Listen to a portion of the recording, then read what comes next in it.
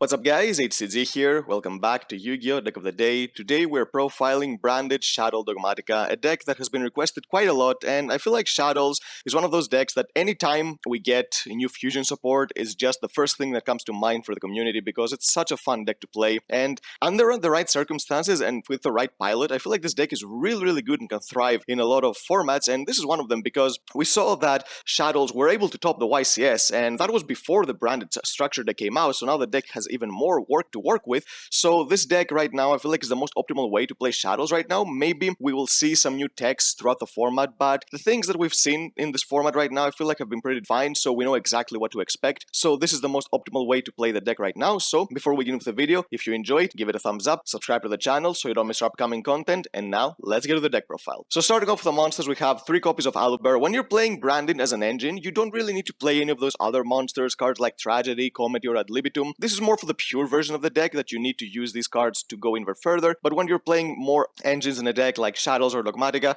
you have things to do even if your ALBAZ or your branded fusion gets stopped, which is why I feel like this deck can thrive even better sometimes than the pure deck, just because your opponent doesn't really know exactly what to stop, because if they stop one thing, then you have another thing. It's basically the same theory with a base deck that you play so many engines in one deck, so your opponent doesn't really know what to expect next. So 3 ALBAZ is the only monster you need because it searches you your branded fusion and you can do all your plays. We have 1 Fallen of ALBAZ. If you're playing an engine, you just need 1 Fallen of ALBAZ because you're going to shuffle this back with your Lubellion, and you're going to shuffle Lubellion itself back to the deck to summon Mirror Jade. So this basically means that as long as you have a Mirror Jade in the extra deck, you can use branded fusion again, unless of course it gets stopped. But again, even if it gets stopped, it's not like you lose everything you have in the deck because you have other engines to work with. So you don't need to play more than 1 Fallen of ALBAZ because you're going to break more often than not if you play 2 in order to make sure that your plays go through during the late game as well. For the Shaddolls, first of all, we have 2 copies of Wendy. Now Wendy gives you another monster from the deck, which you can set and then use all your effects. If you notice, we are playing the Shaddolls that give you a specific card you can get as 2-offs, and we're playing the Shaddolls that either give you a random +1 or they have a really broken effect for the current format because of DP, which I'll explain later once I get to another monster.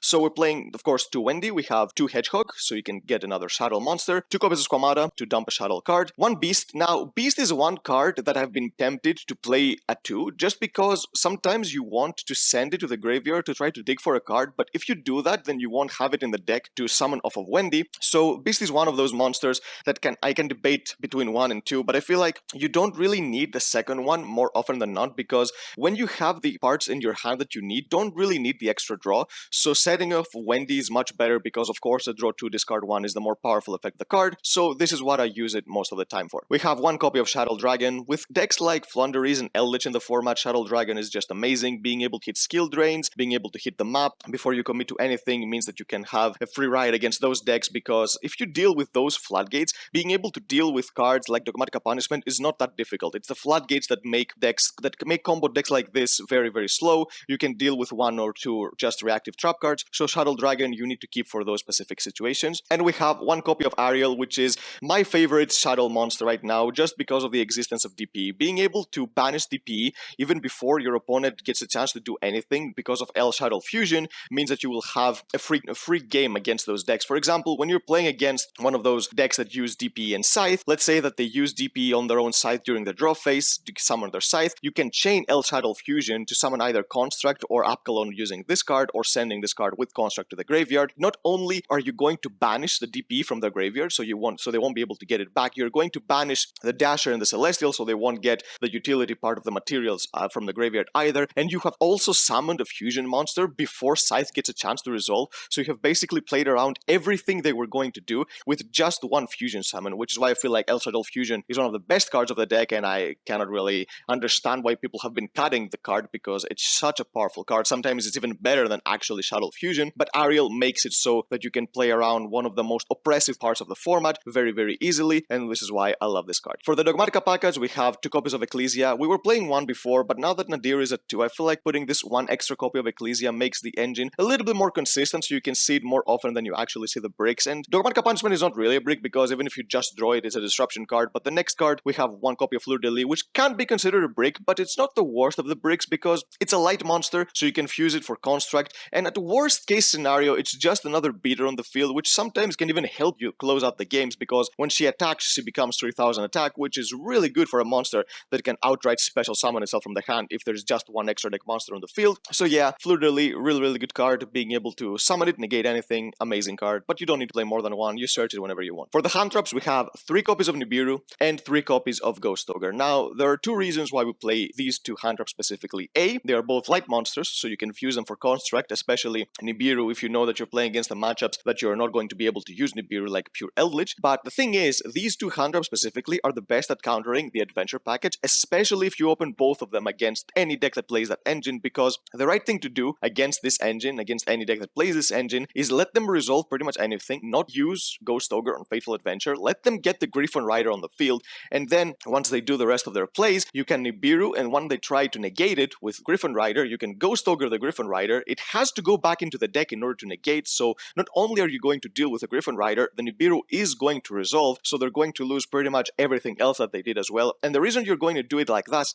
this is because if you Ghost Ogre the Fateful Adventure, they might assume that you have Nibiru as well, and they might go for something like Anaconda DP pass before they make 5 summons. So if you let them get the Griffin Rider on the field, you're creating this feeling of safety that they will not be able to start by a hand trap regardless of what you have. So they're going to overextend and fall into Nibiru and the Ghost Ogre as well, so you can basically destroy every play that they have with just this and not risk them making a conservative play and not getting the full value of Nibiru, which is why I feel like these 2 hand traps are the perfect hand traps for this deck. For the spell cards, we have 3 copies of Branded Opening, basically 3 more copies of Aluber, searching you your 3 copies of Branded Fusion. This card is absolutely amazing. Being able to not only get a Mirror Jade on the field, but also get a Foolish Burial effect for any of your Dark Shaddows is incredible. Being able to send Komata means that you can send any Shaddoll card to the graveyard, which is why I also cut Foolish Burial from the deck, because I feel like Foolish Burial was never that big of an impact high card in this deck specifically, but now that we have Branded Fusion, I feel like it's completely redundant because you are going to Foolish anything you want with Branded Fusion regardless, so it's not like you need this extra Foolish effect, because once you Foolish one monster, you can basically get all of their effects going, because Komata is going to send another one,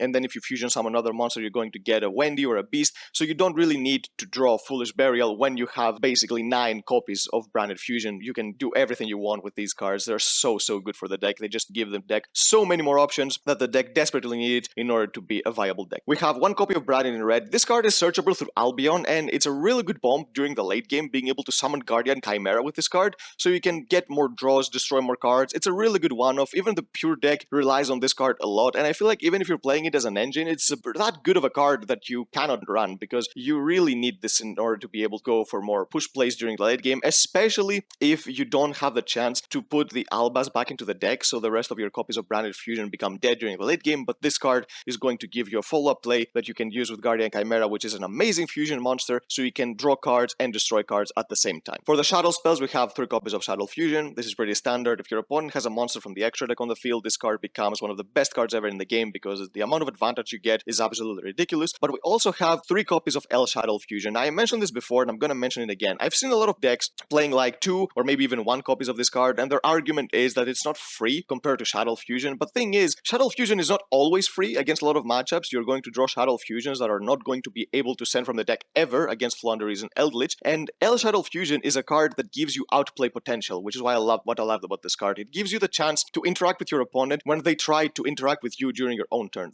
I mentioned the example with DP and Scythe, but the thing is that this card gives you many more options, being able to play around hand traps. For example, if you summon your Aluber and then you try to Veiler, you can chain this and you summon a Winda, you get your search and you still get a Winda on the field. This card gives you many more options than Shaddoll Fusion.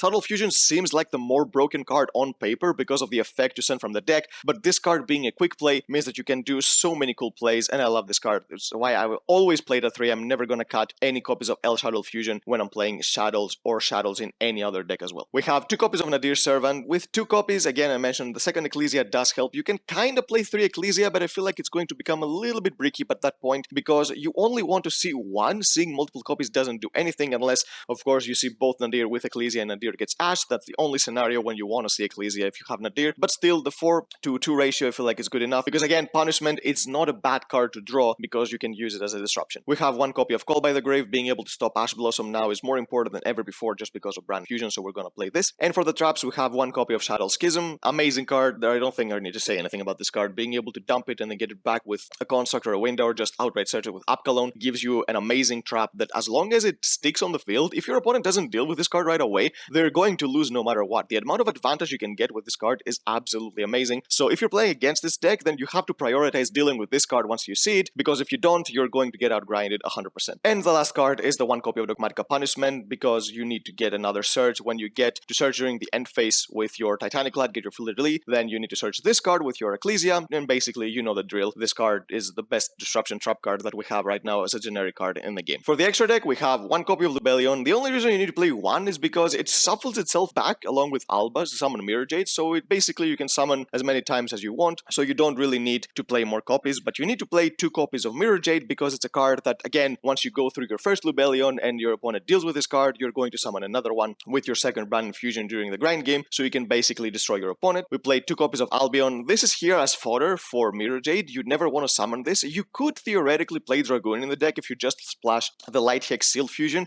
but I feel like in this deck specifically, Dragoon is so redundant that you don't really need it in order to win. In maybe the pure deck, yes, which you don't have too many options, it would be good, but I feel like this deck has the tools to deal with other matchups as well, so you don't really need to play the extra brick to summon Dragoon. This is here just to send with Mirror Jade to the graveyard to get extra pluses during the end phase. We have one copy of Titaniclad, another card you can send with either a Mirror Jade or your Nadir Servant to get another search, amazing card. For the Shaddows, we have 2 copies of Construct, 2 copies of Winda. Winda, again, against a lot of matchups is an insta-win, especially, again, this is why El Shaddoll Fusion is so good. If you outright summon a Winda turn 1, it's very easy to play around just because of other cards that your opponent knows that if they special summon once, then they won't be able to special summon, so they will prioritize a really good summon first, but will be able to deal with Winda. But if you chain El Shaddoll Fusion to an effect that would special summon a monster once your opponent is not prepared for it, then you're going to lock their entire turn. Again, Winda has become a little bit weaker because of the adventure packets, because the Draco back is such an oppressive card going second, but again, even with this engine going around, you have ways to deal with it, so this is why Winda is a really good card in order to be able to play around all those combo decks, and against decks like Sword Soul and other decks, Winda is an auto-win. We have 2 copies of Apkalon. You'd hardly ever summon this card, you mainly want to send it to the graveyard to get searches. There are some scenarios where you're going to summon it, for example, like the scenario I mentioned with DPE and Scythe.